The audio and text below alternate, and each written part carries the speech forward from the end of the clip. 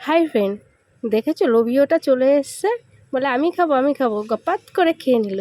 কালকে রাতে আমি কিছুটা ভাতে জল ঢেলে রেখে দিয়েছিলাম। গরমে কিন্তু জল ঢালা ভাত খেতে কিন্তু খুব ভালো লাগে, মন প্রাণ দুটোই ঠান্ডা থাকে। তো আমি পান্তা ভাতটা নিয়ে নিয়েছি, পান্তা ভাতে কিছুটা জলও নিয়ে নিলাম মাছের ডিমের বড়া, নিয়ে নিচ্ছি চিংড়ি মাছ মাখা, পেঁয়াজ লঙ্কা তেল দিয়ে নুন দিয়ে মেখে নিয়েছি। মাখাটা কিন্তু খুব ভালো হয়েছিল।